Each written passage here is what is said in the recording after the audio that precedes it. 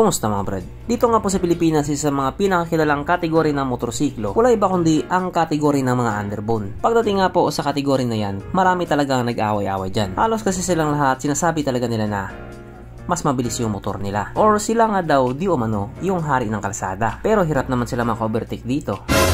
Lalo na dito. O diba? Sino ba talaga ang tunay na hari ng kalsada?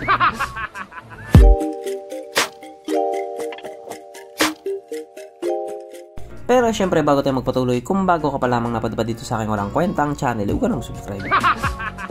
So yun na nga, sa kategory nga po ng mga underbone, ang dami-dami na talaga nilang naglalaban-laban dyan. Lalo pa ngayong 2024, ang dami na namang nadagdag dyan sa kategory na yan. Yung bagong brand na Monarch naglabas ng Spare 180 at doon din sa Malaysia naglabas naman ang brand na Voje or Voge ng FR 150 na kung saan nga po ito yung pinagkukumpara ng mga tao ngayon. Malaki po kasi talaga ang posibilidad na ilabas din ang Voge or Voje FR 150 dito sa Pilipinas kasi meron din yung brand na yan dito. Kaya ang tanong nga po ng mga tao ngayon, alin nga ba sa dalawang ito ang mas okay?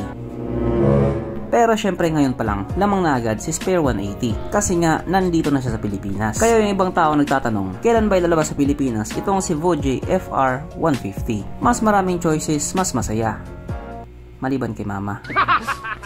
Kaya dahil yan, pag-usapan na naman natin kung meron sa mga motor na ito at kung gaano nga ba talaga sila kaganda. So ito nga po ang Voje FR 150 na mayroong 149.6 cubic centimeter engine displacement, 4-stroke single cylinder, dual overhead cam with 4 valves. So pagdating nga po sa makina, obvious na mas lamang yung Spare 180. Kasi nga 180 siya, 150 naman itong isa. Naka-electronic fuel injected at syempre ito po ay naka-liquid cooled. Ganon din po yung sa isa. Kaya hindi po sila panis sa Honda Click 125.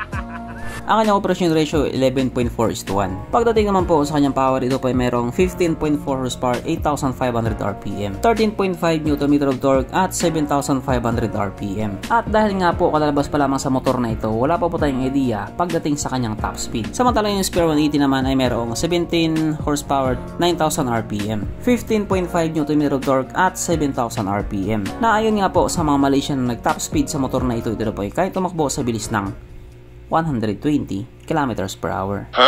Syempre, top speed kasi ng mga Malaysian yon. Pero dahil nandito na sa Pilipinas, panigurado aabot na ng 150 kph yan.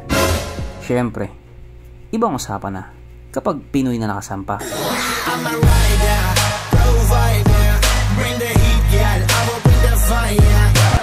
Ang tangke ng Voje FR 150 ay 5.8 liters fuel tank capacity. Kaso wala pa tayong idea pagdating sa kanyang fuel consumption. Samantalang itong Spare 180 naman ay mayroong 6.5 liters fuel tank capacity na kumukonsumo naman po ng 40 to 45 kilometers per liter. So, para sa akin matipid na po siya sa gasolina. Ang sukat ng gulong nga po ng Voje FR 150 ay 90/80/17 sa harap at 120/70/70 naman sa likuran. Syempre, pares na po itong naka-tubeless. Samantalang itong Spare 180 naman ay may sukat na 90/80/17 sa harap at 120/70/70 naman sa likuran. At naka-tubeless din po ito. So pagdating nga po sa mga sukat ng kanilang gulong, parehas lang po. Pero dito nga po sila magkakatalo. Pagdating naman po sa braking system, ang Voje FR 150 po ay naka-disc brake sa harap at disc brake din po sa likuran. Ang malupit dito, parehas po itong may ABS.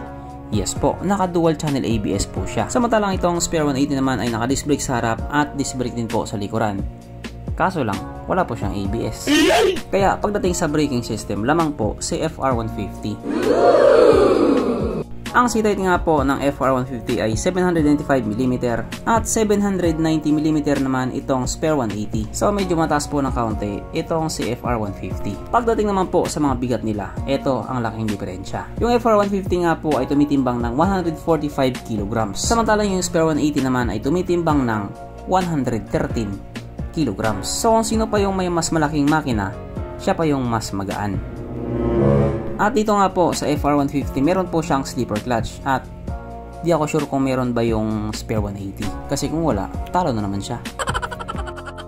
Mapunta naman po tayo sa iba pa nila mga features. So pagdating nga po sa ilaw ng FR 150, naka full LED na po. Yung Spare 180 naman, naka full LED din po. Kaya pagdating po sa bagay na yon, patas po sila. Ang gauge panel naman po ng FR 150 ay naka full digital. Samantalang yung Spare 180 naman, naka full digital din po. Parehas na naman sila. Made in China. At dito nga po sa FR 150, nakakilis po siya. Kaya hindi mo na kailangan magsusi-susi pa. Papindot-pindot ka na lang. Samantalang itong Spare 180 naman, di susi po siya. Talo na naman siya. Pero parehas nga po silang dalawa na mayroong USB charging port na para kahit saan ka nga po magpunta, hindi ka na mangangamba na baka malobat yung cellphone mo. Kasi nga, manonood ka pa ng Pornhub. Kaso lang dahil mga bagong underbone na nga po itong mga motor na ito, parehas po silang walang kickstart. At nandito na nga po tayo sa exciting na part, ang kanilang mga suspension. So sa kanilang harapang bahagi nga po, ito ay ginamitan ng telescopic fork. At sa kanilang likurang bahagi naman po, ito ay gumagamit ng monoshock, na ayon nga po sa mga tao nakagamit sa mga motor na ito, maganda ang bounce.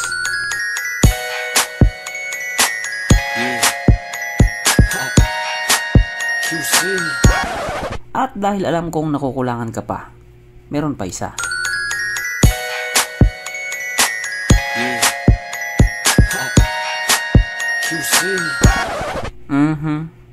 Panigurado. Wala na namang nalungkot. At dahil wala nga po nalungkot, alamin na po natin kung present nga ba sa kanilang dalawa yung tatlong pinaka-importanting features. So, una na nga po dito ang kanilang lagayan ng istalyon. At kitang-kita naman mga brad, meron yung Spare 180, yung FR150 wala. Pangalawa, parehas po silang walang sabitan ng pulutan. At oras na nga po para sa ating Red Horse check ang pinaka-importanting feature sa isang motor. At ayon nga po sa aking masusing pag-aanalisa, ang mga motor na ito ay kayang magkarga ng isang kahong Red Horse.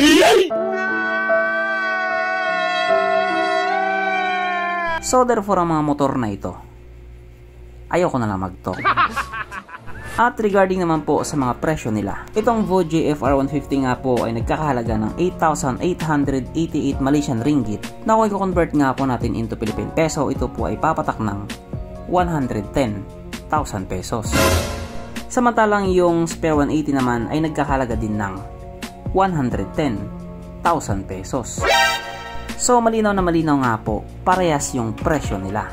Kaso lang yung Voje FR150 nga po, yung pagiging 110,000 pesos niya, presyo po yun doon sa Malaysia. Kaya kung iniisip din agad ng mga tropa mo na magiging 110,000 yung presyo niya pagdating sa Pilipinas, Malaysia.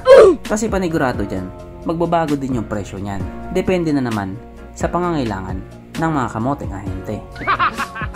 So kung kayo ang tatanungin mga brad, pagdating sa looks, features, tsaka sa specs ng makina niya, alin nga ba sa dalawang ito ang pipiliin nyo? Kung ano man ang magiging sagot mo, i-comment mo. So hanggang dito na lang muna mga brad. Kung may gusto kong sabihin or gustong idagdag doon sa mga sinabi ko, mag-comment ka na lang sa baba. Okay, bye.